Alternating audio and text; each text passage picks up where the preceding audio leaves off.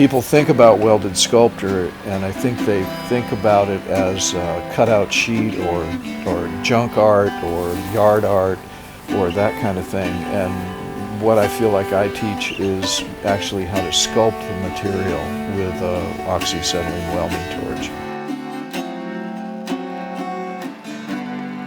People have called me from Arizona where they've closed down a welding program in the local community college, and I know there are people out there that would love to learn how to weld, and especially making art.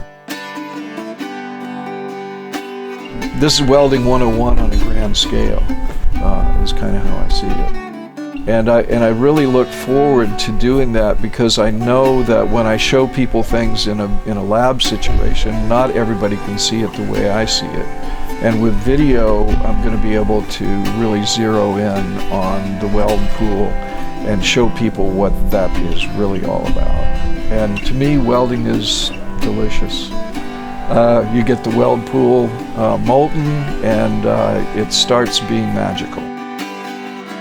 My wife and I have been talking about how do we broaden the audience, and I think video is a great way to do that.